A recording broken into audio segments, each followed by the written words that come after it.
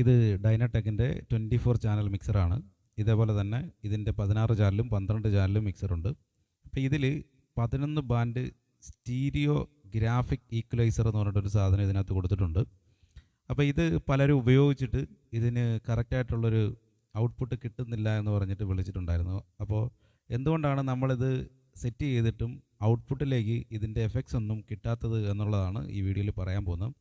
ഇതൊരു സിമ്പിൾ കാര്യമാണ്, പക്ഷേ അത് നമ്മൾ ശ്രദ്ധിക്കാതിരുന്നു കഴിഞ്ഞാൽ നമുക്ക് നമ്മൾ എന്തൊക്കെ ചെയ്തെന്ന് പറഞ്ഞാലും ഔട്ട്പുട്ടിൽ അത് കിട്ടത്തില്ല.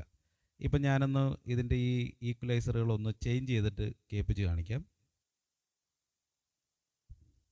ഇതൊരു എഡ്യൂക്കേഷൻ പർപ്പസ് വീഡിയോ ആണ്. അതുകൊണ്ട് തന്നെ ഇങ്ങനെ മുകളിലേക്ക് ഈക്വലൈസർ കയറ്റി വെച്ച് കഴിഞ്ഞാൽ അത് പ്രശ്നമാണെന്ന് പറഞ്ഞിട്ട് കമൻറ്റ് ചെയ്യാതിരിക്കുക. ഇതുകൊണ്ട് എങ്ങനെയാണ് ഇത് വർക്ക് ചെയ്യുന്നത് എന്നുള്ളത് കാണിക്കുക എന്നുള്ളതാണ് ഈ വീഡിയോയിൽ ഉദ്ദേശിക്കുന്നത്.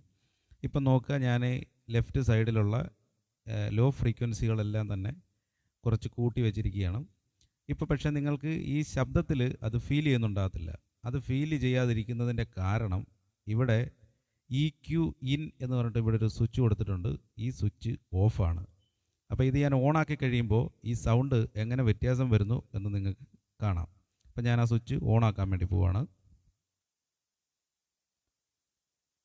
Hello check, hello hello check, hello. ഇപ്പോൾ ആ ശബ്ദത്തിലുള്ള വ്യത്യാസം നിങ്ങൾക്ക് മനസ്സിലായിട്ടുണ്ടെന്ന് വിശ്വസിക്കുന്നു. ഇനി ഞാൻ പഴയ പടി തന്നെ ആ ലോ ഫ്രീക്വൻസികളെല്ലാം ആക്കാൻ പോവുകയാണ്.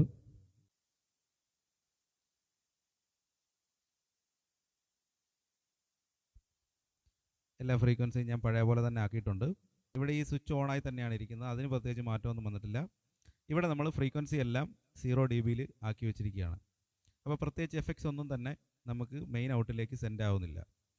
ഇനി നിങ്ങളിവിടെ മാറ്റങ്ങൾ വരുത്തുകയാണെന്നുണ്ടെങ്കിൽ അത് നിങ്ങൾക്ക് മെയിൻ ഔട്ടിൽ കിട്ടണമെന്നുണ്ടെങ്കിൽ ഈ സ്വിച്ച് എപ്പോഴും ഓൺ ആയിരിക്കണം. അല്ലെന്നുണ്ടെങ്കിൽ അത് നിങ്ങൾക്ക് മെയിൻ ഔട്ടിൽ കിട്ടത്തില്ല.